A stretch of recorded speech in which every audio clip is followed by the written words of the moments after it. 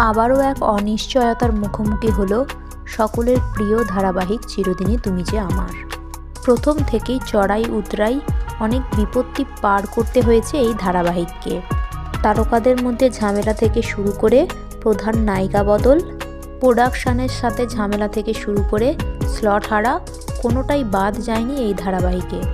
9:30টার বদলে বর্তমানে 6:30টায় সম্প্রচারিত হয় এই ধারাবাহিকটি। বারবার ঝামেলার চোটে এই ধারাবাহিকের জনপ্রিয়তা কিছুটা কমে গেলেও এখনও অনেক দর্শক 6:30টার ঠিক টিভির সামনে বসে পড়ে তাদের প্রিয় ধারাবাহিকটি দেখার জন্য।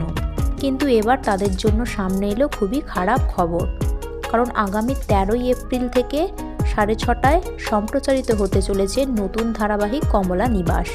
ইতিমধ্যেই টাইম স্লট সম্প্রচারিত হয়ে গেছে টেলিভিশনের পর্দায়।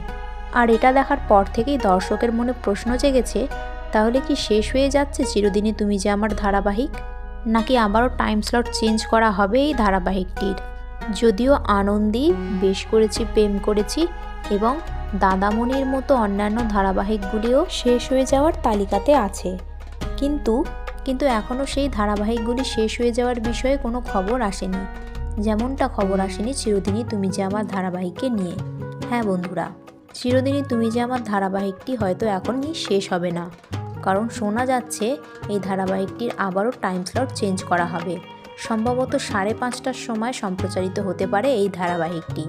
তবে বিকালবেলা 5:30টার সময়তেও এই ধারাবাহিকটি যদি সম্প্রচারিত হয়, সেখানেও বিপদের আশঙ্কা।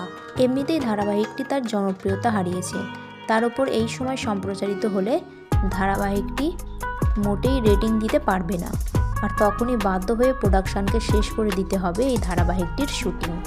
সো বন্ধুরা, এ বিষয়ে আপনাদের মন্তব্য কি নিচে কমেন্ট সেকশানে জানাতে পারেন। ভিডিওটি ভালো লেগে থাকলে লাইক, শেয়ার এবং চ্যানেলটিকে সাবস্ক্রাইব করে রাখবেন।